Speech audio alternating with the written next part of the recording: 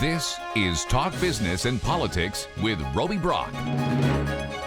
Welcome to the program. I'm Roby Brock, joined by John Brummett, columnist with the Arkansas Democrat-Gazette. Good to be with you, sir, at the beginning of the week, and congratulations on passing the baton at your old high school, Mcclellan High School. Tell us a little bit about that. Well, that was a cool thing to get to do. I'm a 1971 graduate of Little Rock Mcclellan High School. That's 50 years ago.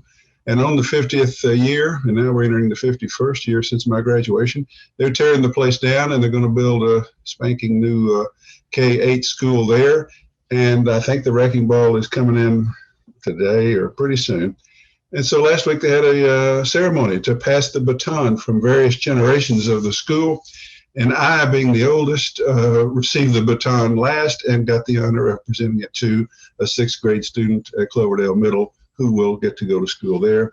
And I got to reflect on my time there, and it was an honor, and it was an honor to get to do it, and it was an occasion for reflection and hope for the future, and that's how I tried to approach it. Sad, but sadness tempered by the fact that a great new school is going to rise there for a new generation, and I was one of the great honors of my life to be able to represent, I guess, hundreds, thousands of students during that time, late 60s, early 70s, in that passage. So thanks for mentioning it, letting me talk about it briefly. You're welcome. If folks want to learn more about that, you've got a Facebook post that's, I think, very meaningful and sincere, and you've also got a column about it, too. So chase that. Column yesterday with a picture of my conveying the baton. So, yeah, if anybody wants to know more about this occasion, yeah. All right, let's talk about where we are in the COVID-19 pandemic. We are in the grips of another surge. The Omicron variant, we're seeing numbers that are ridiculously high compared to what we've experienced in the past, which was already bad enough. You have seen the governor defend his position on how he's handling the crisis. I kind of want some interpretation and analysis of what you think of what he had to say, which my response is, if I had to boil it all down to one thing, he's like, I've only got so many political tools in order to fight this public health crisis. You don't need me, Roby. You could ask and answer the questions. That's exactly what he was saying. That's exactly what and I think in a different tone and inflection, even Joe Biden is sort of saying that. It's not to the extent that an Arkansas Republican governor can say it, but it's basically that, look, this is bad, and I'm gonna infer some things. This is bad, but it's not as bad as before because this thing is not as lethal and not as serious, and that's not to minimize it in terms of what it may do to some people, but that's a fact. And we went through shutting down our economy. We went through keeping our kids at home. We can't go back. And I hear him saying this is for now, a new normal, and we've got to deal with it. And I'm hearing national people say that too, national scientists and doctors saying basically we're going to have to cope with this and go about our lives, and we're going to have to rely on what's tried and true. Wear good masks, get your vaccinations, be sensible in the way you go about your existence. That's what everybody's saying. And I think Asa is saying a little more on the Arkansas level.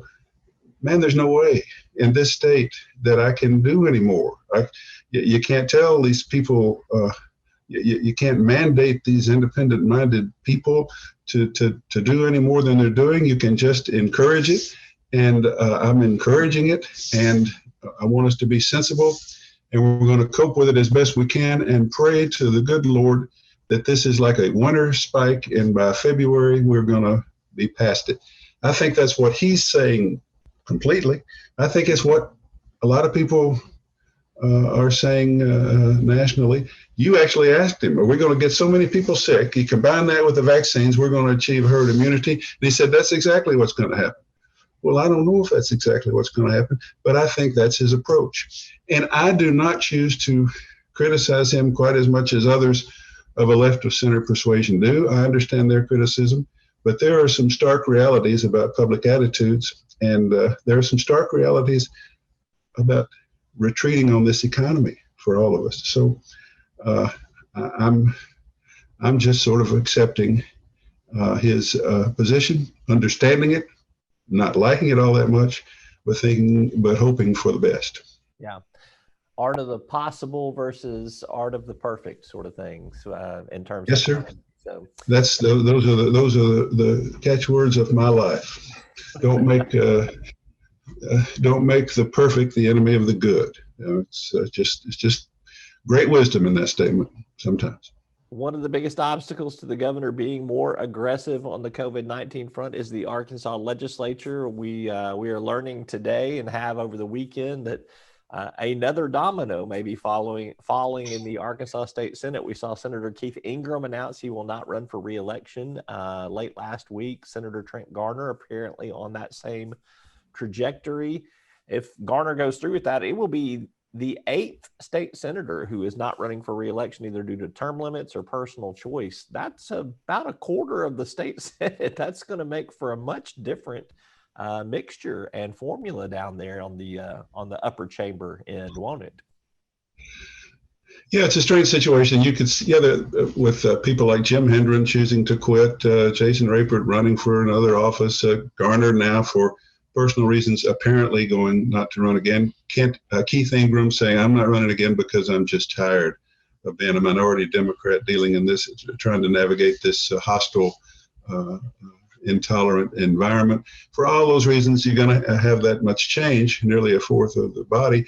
But in one way, it's not going to be that much change. Redistricting means, and the state's climate means, there are 7 Democrats now. One of them is term limited, and his district was just done away with in order to accommodate Republican areas in redistricting in Southwest Arkansas. I think that there will be 6 Democrats next time.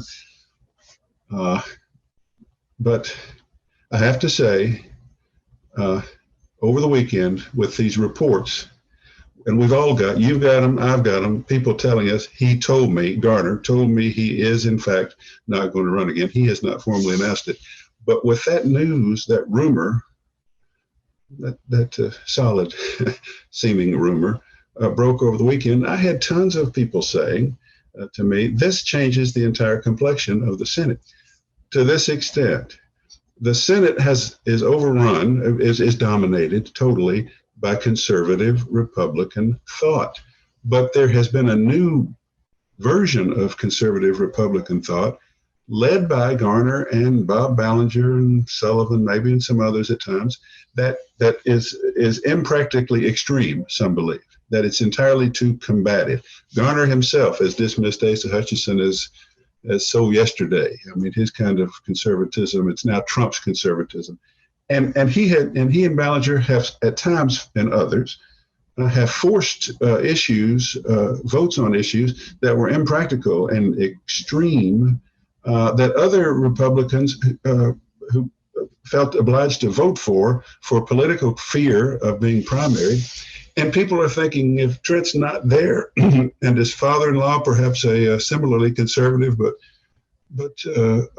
not as extreme in his style, were to replace him, there are people suddenly hopeful that while it won't change in terms of numbers, this could be a significant change, and that there will be a little bit more collegiality and cordiality. And we'll just have to see. But it's a remarkable confluence of factors changing our state Senate.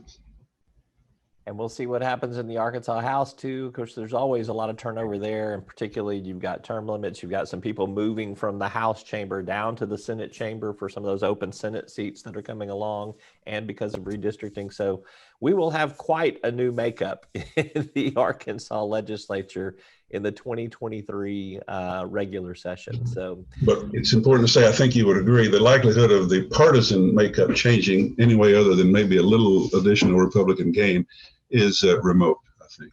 I agree with you on that. I think the question is, do the more moderate Republicans pick up some seats versus the more conservative, extremely far-right Republicans? That'll be the makeup. That's the story of Arkansas politics in 2022, and we shall see. All right, he's John Brummett, columnist with the Arkansas Democrat-Gazette, full of insight, full of nostalgia for his McClellan High School. Always good to be with you, sir. Roby, I'll see you next week. Lord willing. Thanks. Bye-bye.